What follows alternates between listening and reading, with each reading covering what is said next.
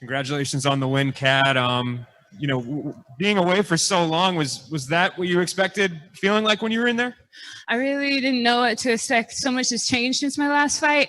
I just came in with an open mind and know that I worked extremely hard every single day of this camp, fought every single sparring session like I fought here today, and just did everything I could think of to get ready so I can come in here and bring my best. And obviously a pretty dominant performance, 29-27 and 230-26. Were you overall happy with your performance? Was that kind of what you were, shooting for? I mean, I immediately can see where I can do better and where I'm capable of doing better. Different places and positions where I feel like we got stuck that I'm going to take back to the drawing board and work on. No, it's definitely not a perfect performance. I have a ton of things that I can do better, and I will. And I want to do better, so I will. It's been a few years since you competed and a few years since you've been sitting in the winner's circle. Like, how many times over the past couple of years has this been in your head to be back in this position?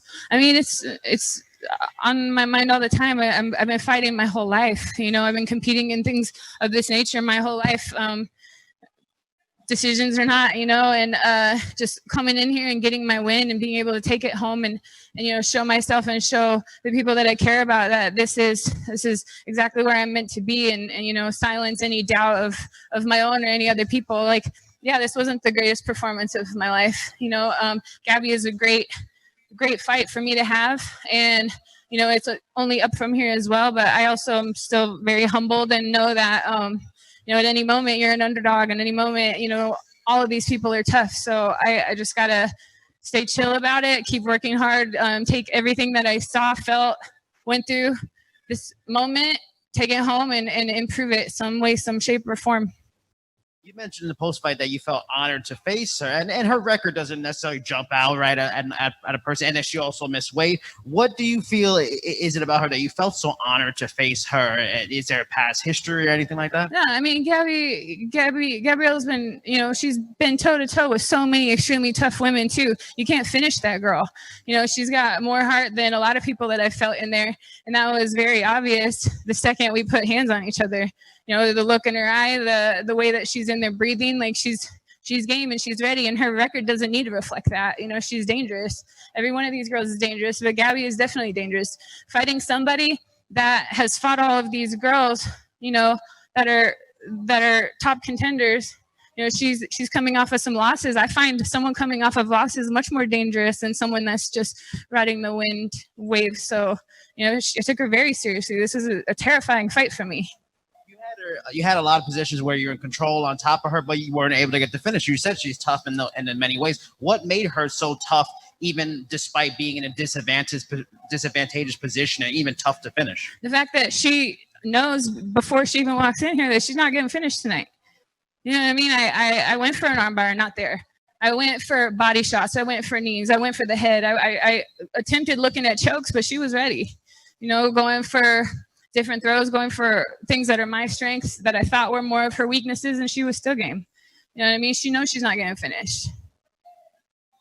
Congrats on the win, Cat. Thank you. Unfortunately, as we all know, you have dropped 4 of your last 5 fights. I got to imagine you must have a bad taste in your mouth coming into this one. Did you feel any extra pressure? No. People lose in everything they try. If all you ever did was win, what's the point? It's the sport. I've been fighting my whole life. Again, I want to do these things, whatever it looks like, because that's me and that's who I am, and I need to do these things for me.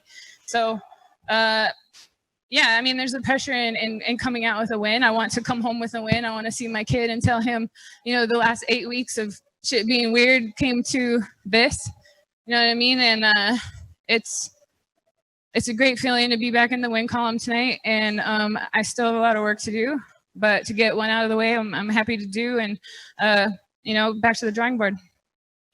Congratulations on the win, Cat.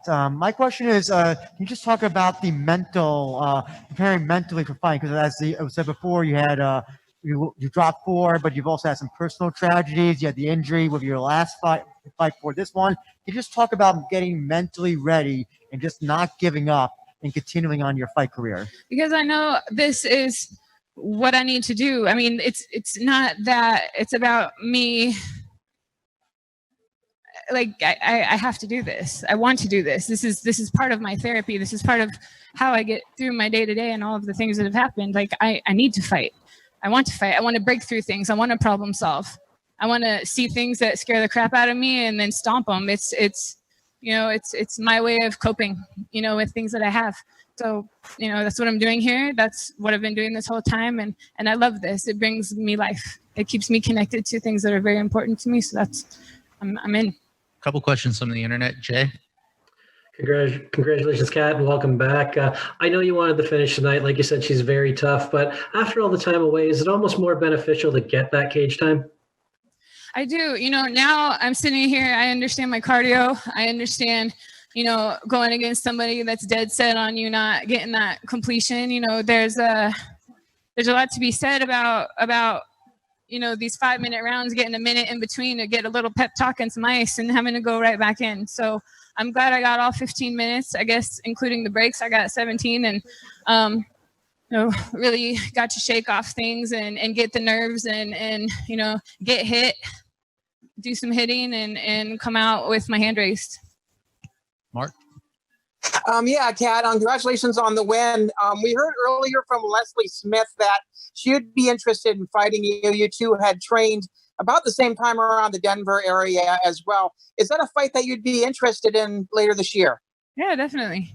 I'm definitely game to fight Leslie. I've been watching her, and I know she's been watching me for many years. We came up around the same era.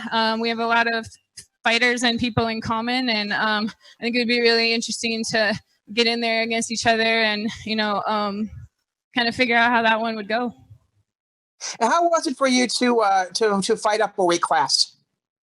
I'm happy being healthy. You know what I mean? Cutting to 135 is, I loved being a gigantic 135er, but it took its toll, and I'm sick of being starving, and I'm sick of going to practice depleted. I'm sick of fight week being so, bad for you.